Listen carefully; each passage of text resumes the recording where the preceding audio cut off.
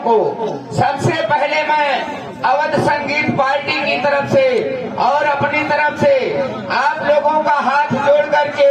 हार्दिक नमन बंदन अभिनंदन है। कहना है तनिक भरे पुरवा में कितना यार, माता कहे यह पुत्र है मेरा, माता कहे यह पुत्र